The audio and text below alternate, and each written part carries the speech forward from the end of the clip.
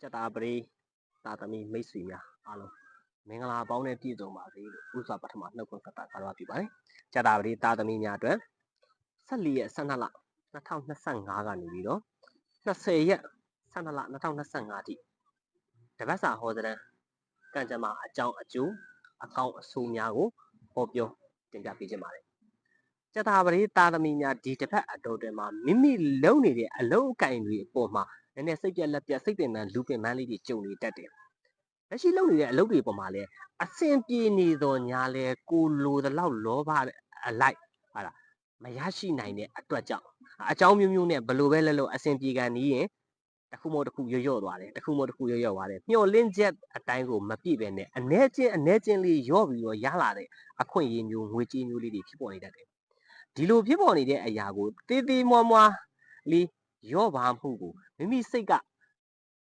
အလိုမကျပဲနဲ့အလိုမကျစိတ်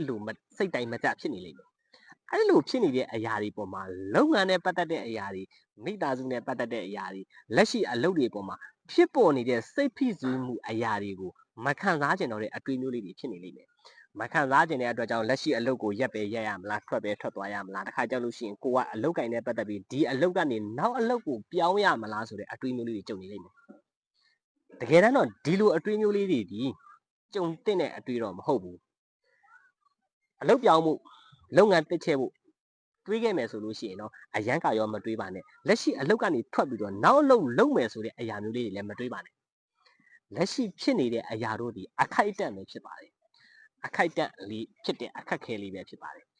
မိမိရဲ့အခိုက်အတန့်မှာဖြစ်ပေါ်နေတဲ့အခက်ခဲတွေကိုပြည်လည်ဖို့အရေးအဆင်ပြေဖို့အရေးကိုလည်းနော်တပားသူနဲ့ပတ်သက်တဲ့ကိစ္စပတ်ဝန်းကျင်နဲ့ပတ်သက်တဲ့ကိစ္စငွေကြီးနဲ့ပတ်သက်တဲ့ကိစ္စအထက်လူကြီးနဲ့ပတ်သက်တဲ့ကိစ္စရက်ဒီပေါ်မှာပြောတဲ့စကားလောက်ကင်တဲ့အလုပ်တို့ဒီတန်တန်မတ်မတ်တီတီကြီးဖြစ်ဖို့အတွက်အရေးကိုအထူးပြုဆိုင်ပါတချို့သောစကားလေးဒီမှုသားသုံးတဲ့စကားတွေမဖြစ်စီနဲ့တချို့သောအရာမျိုးတွေလှည့်စားတဲ့အရာမျိုးတွေမဖြစ်စီနဲ့တချို့သောအရာမျိုးတွေမာယာပရိယေတွေသုံးပြီးတော့မိမိအခွင့်အရေးအဆင်ပြေဖို့အရေးပြုလုပ်တဲ့အရာမျိုးလေးတွေမဖြစ်စီနဲ့အဲ့ဒါမျိုးတွေကမိမိရဲ့ကောင်းကျိုးကိုဖျက်ဆီးပြမဲ့အရာတွေဖြစ်တယ်ဒီတစ်ဖက်အထဲမှာအဲ့လိုမျိုးဖြစ်ပေါ်ခဲ့မယ်ဆိုလို့ရှိရင်မိမိရဲ့ကောင်းကျိုးတွေပျက်စီးသွားလိမ့်မယ်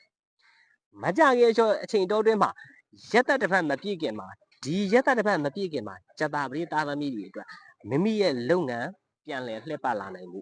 ငွေကြေးပြန်လည်လှည့်ပတ်လာနိုင်မှုရက်ဝေးမြေကြားကအကြောင်းကြားလာတာတို့သတင်းစကားပါလာတာတို့မိမိလိုအပ်နေတဲ့အခက်အခဲတွေကိုကိုညီဖြည့်ရှင်းပေးမှာတို့ဒါမျိုးလေးတွေကြုံလိမ့်မယ်ကြုံမှာဖြစ်တဲ့အတွက်ကြောင့်မို့လို့မလိုအပ်ပဲနဲ့စကားအပူပြောတာမလိုအပ်